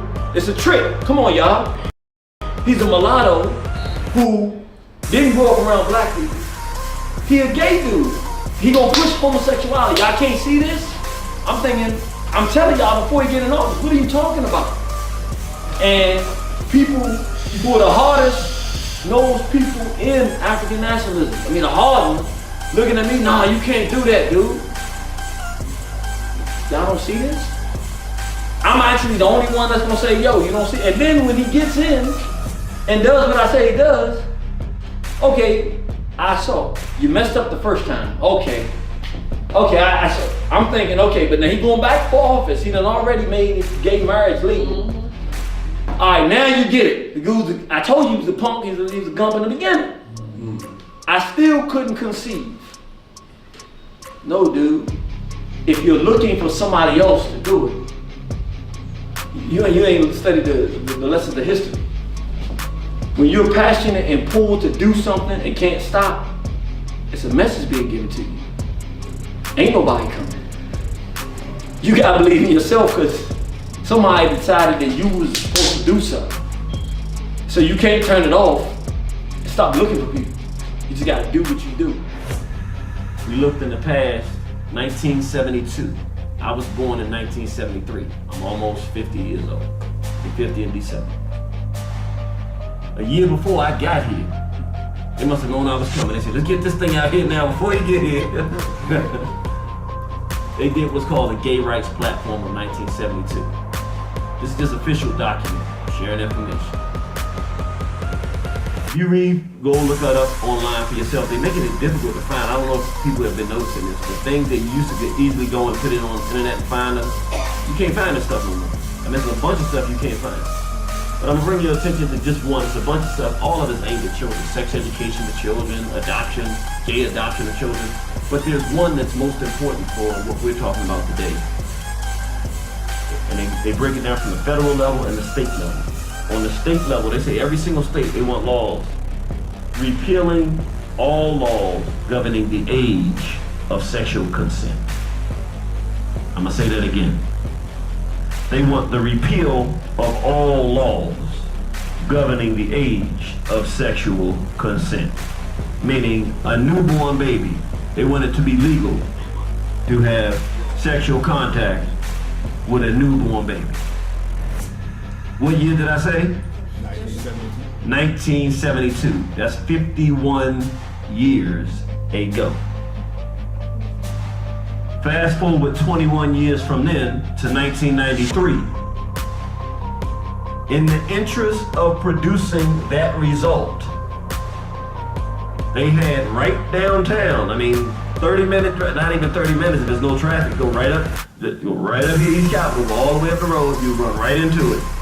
They had the 1993 Gay Rights March on Washington. Let's see what that was about.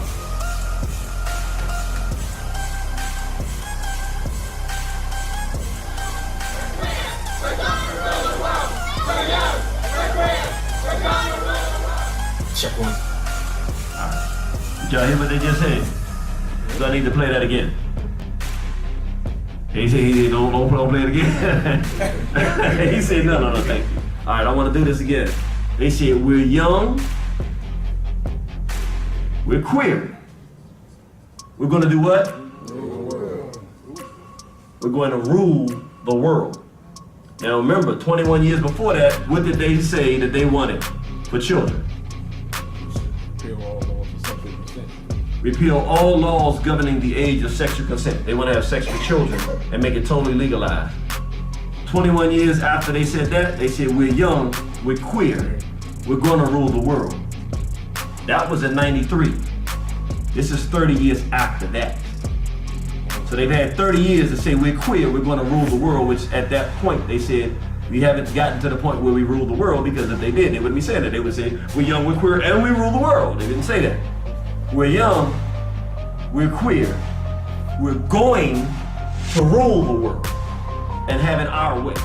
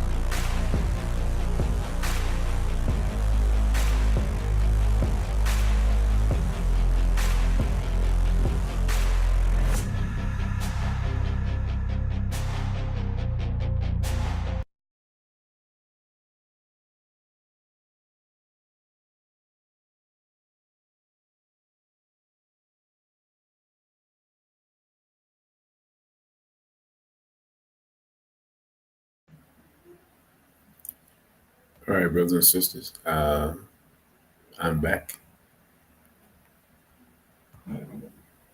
And we only have a few slides left, so we'll be out of here soon. Thank you all for hanging in there with me. Nobody answered my question, so I'm assuming that I'm going to assume that y'all didn't find any value in this discussion, because I asked y'all to give your opinions on if this discussion was valuable and worth how people seeing it.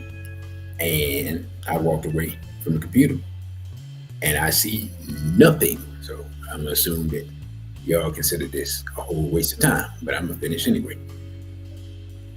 Depopulation is the ultimate goal. Every Western country that has embraced liberal cultural values has a decreasing population. In the Black community, LGBT was pushed by the half-Black president, Barack Hussein Obama. This, in coordination with other factors like the embrace of feminism by Black women, degenerate hip-hop culture, chemical and biological warfare, and the push for miscegenation has led to a decrease in population in the Black American community. Black America is currently at 1.6 children per woman. Replacement level is considered 2.1 children per woman. The Black community, like the white community in America, is on the slow road to extinction. I haven't heard not one other person on the internet just tell this blatant, open, blunt truth. You said you answered. I don't see nothing. I don't see no, I ain't seen nothing in the chat. I don't see no ones, no yes, no no's, no nothing. So apparently they, if y'all say something in the chat, it ain't come up. That's all I'm saying. So if y'all say that y'all, then okay. So let's unpack some of this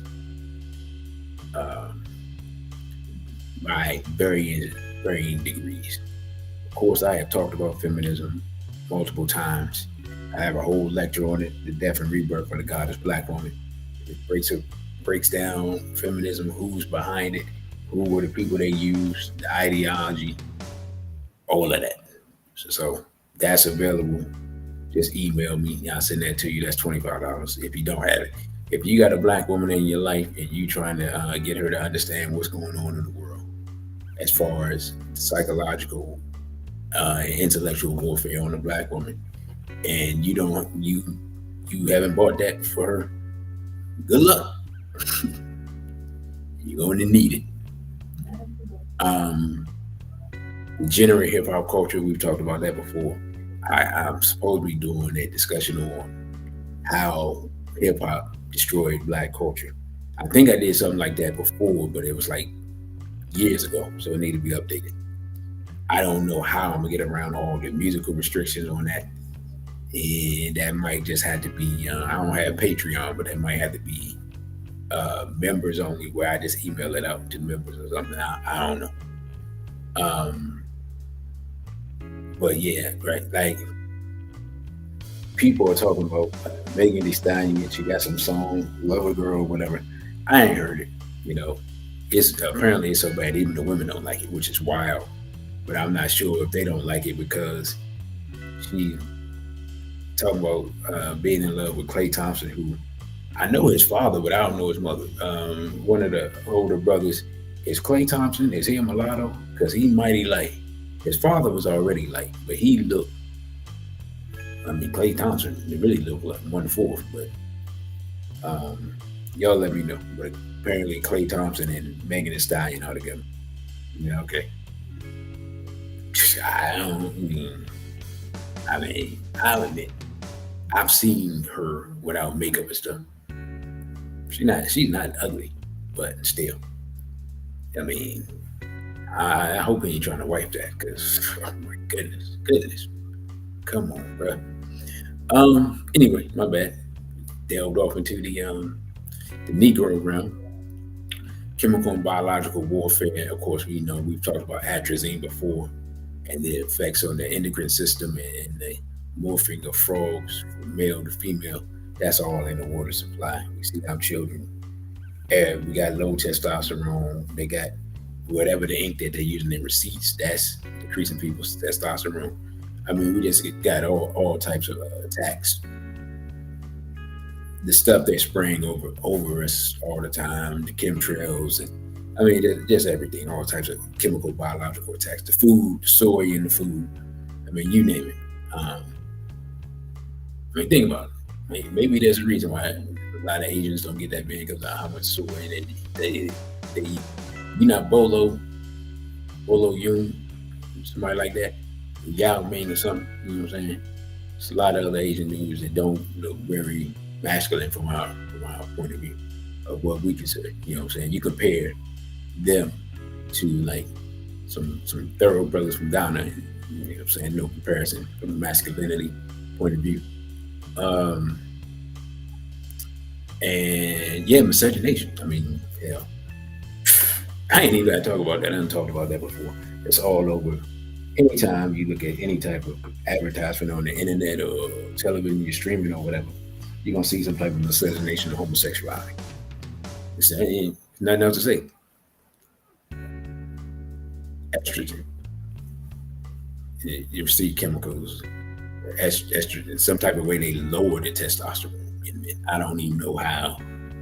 I remember I found that out years ago. I mean, this was like on mainstream news. I was like, what the? How? Okay, but you got to talk P40. So all those are weapons that are being used. And like I said, other miscegenation is also being used to read out Europeans in Europe. So we're not the only ones under attack. So that should tell you, if black people being bred out or being slowly exterminated in America and Europeans are being bred out in Europe, that should tell you who the culprit is. And if you don't know, you should know. If you've been watching me, you should know. Next. Yeah, so yeah, we about to be finished. Where are the black representatives? Over the last 12 years or so, the black community has been either led by people like Barack Hussein Obama, Mulatto, Black Lives Matter, a lesbian organization funded by a Jewish billionaire, hip-hop artists, Negroes funded by Jewish record execs, or religious figures like Minister Louis Farrakhan, who allegedly has a Jewish father. I can't think of one straight black male with a black family who is unapologetically straight that has been seen as a representative, leader, or spokesman of black people in the last decade or so. This is not by accident. This is a coordinated attack on black masculinity by the Zionist forces that now control America. If y'all can think of anybody who straight, black, male, with black wife, black children, who was unapologetically straight, who's seen as a representative or leader of black people, y'all let me know. Now, do we have some people who may lead their church, right? You know what I'm saying? Somebody like Geno Jennings? Yeah, but do people think of him as a black leader? I don't think so, right? Maybe I'm wrong. Geno Jennings is the only church representative that I have any respect for, right? I think he's well known, but I think people outside the church probably don't have no idea who he is.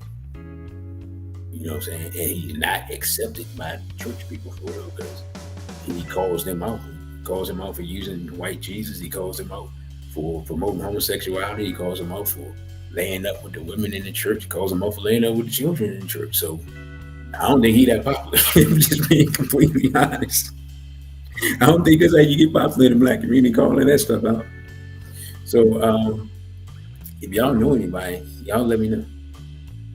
And if such person exists, they probably an N-worder for real.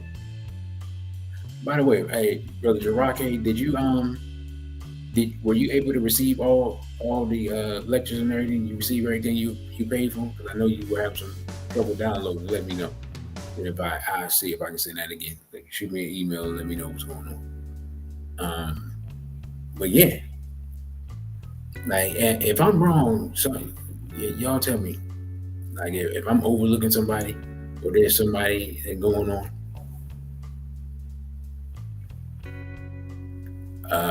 You said I'm saying that it's seen as I'm not talking about some random person. I'm talking about seen as a leader in the Black community, not somebody that's known in their community. And if you're not fighting against homosexuality, then you still don't qualify, because that's the attack. I don't care what it's like. The Panthers back in the day. You can say, "Hey, man, I'm against police brutality." Yeah, the Panthers are actually taking action against it. It's two different concepts. So yeah. So the people, you got a family or whatever, congratulations, that's cool. You ain't banging on these hats and these homos, and so what? You know, because I saw what happens when you just continue to do what you do. That's how Pan-Africanism got took over by homos. People just was continue to do what they do. And nobody didn't want to call it out. You know what I'm saying? Dr. Ben was calling it out back in the day.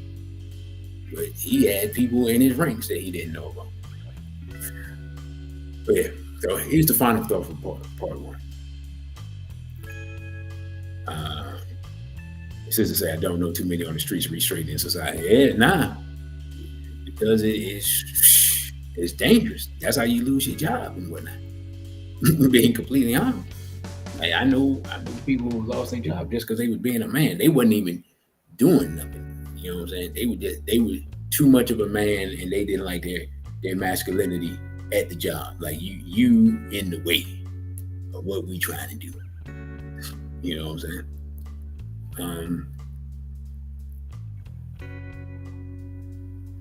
You said the world reps are social media influencers. Well, all them gay.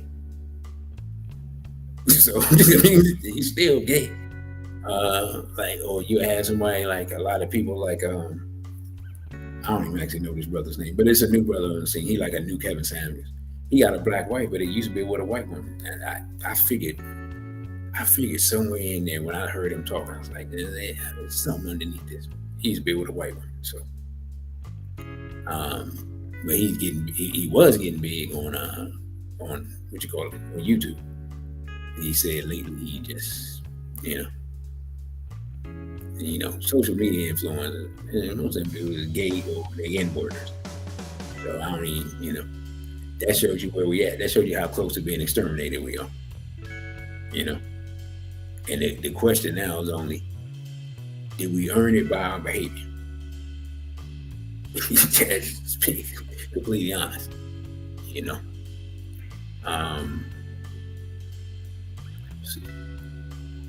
Oh, my bad. That was it.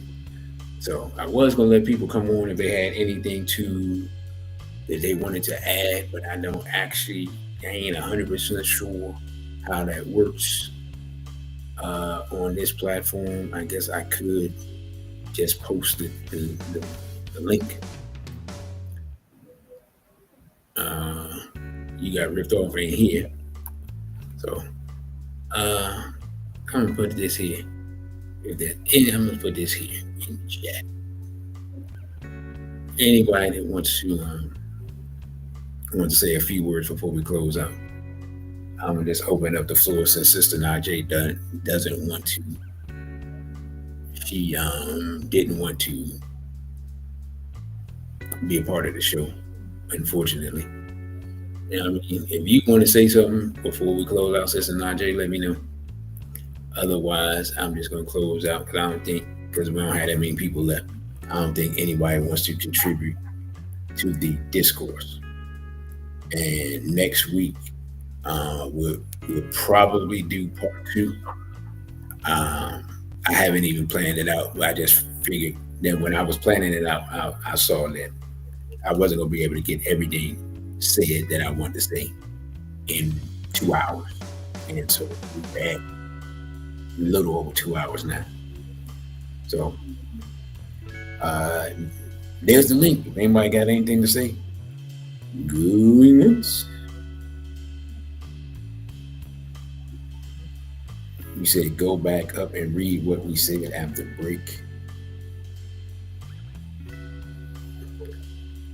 I'm not understanding. You said you want me to go back in the slides? To where? What slide are you talking about? Let me know what you're talking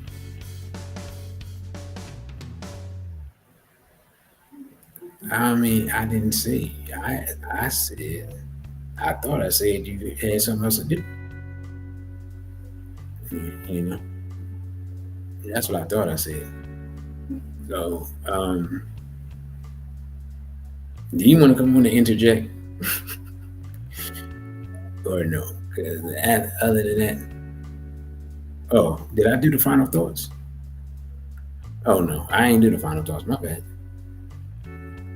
Black people in America, and indeed Black people around the world, are suffering from a massive identity crisis that has lowered our guard and made us susceptible to every plot used against us. The ugly truth is more Black people in America identify as a racial slur, the N-word, than identify as African. I have seen people online claim that they prefer being an N-word over being an African. This type of virulent menticide sets our people up for total destruction and annihilation. Once a people is completely severed from their culture and identity, they are easy prey for every nation of people that would like to prey on them. Our enemies are having the time of their lives sucking us dry economically, spiritually, and culturally while we argue amongst ourselves about whose fault it is. It is our enemy's fault, but it is our responsibility to fix it. And that is the final word, brothers and sisters. I thank you all for listening. Don't forget to like, share, and subscribe. This is SBL Talk. I am tonight I'm your host. Usually I'm your co-host, DC Radical One. Follow me on Instagram at DC.Radical1, on Twitter at DC_Radical_ONE. You can email me at DC.Radical_1 at protonmail.com. You can donate via the Cashapp, $DC Radical1, or you can donate via Zelle using the email DC.Radical_1 at protonmail.com. Also, if you would like to get in contact with Sister Najee, her information will be playing along the bottom. Instagram, Rumble, Twitch, and realkkk.com. You donate via NFRNAJ for Twitch, Rumble, and Instagram. And you can donate to her via Cash App at $NEFERNAJI. And you can go to her Muntu Meadows website and check that out as well as her realkkk.com website. So with that, brothers and sisters, ancestors allowing, and ancestors and creator allowing, we'll be back next Thursday, the 13th, and plan to be the 20th, and probably will not do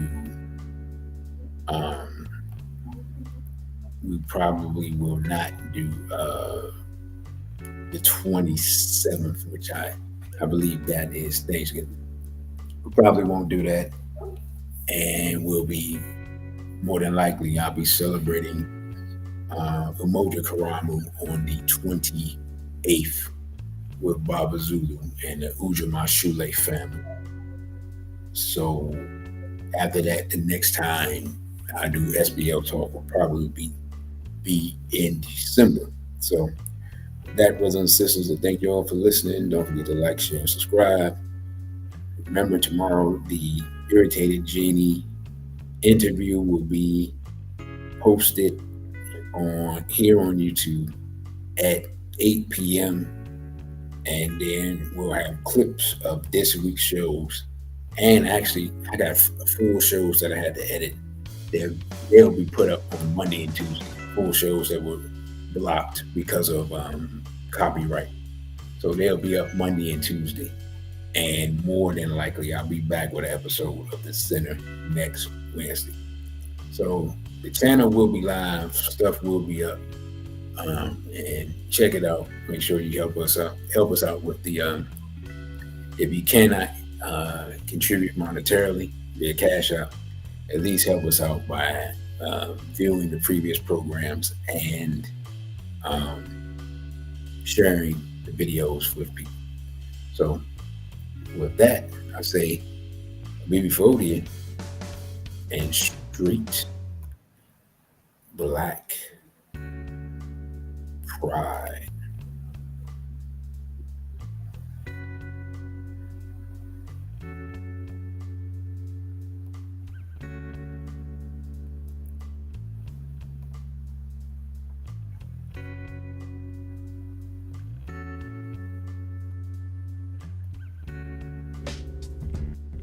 Thank you for watching this video. Don't forget to like, share, and subscribe. Also follow us on our other social media platforms. On Instagram, we're at dc.radical1. On Twitter, we're at dc_radical_ONE. And the Cash App is $DCRadical1. Again, thank you for subscribing. A beat before ODA and Straight Black Pride.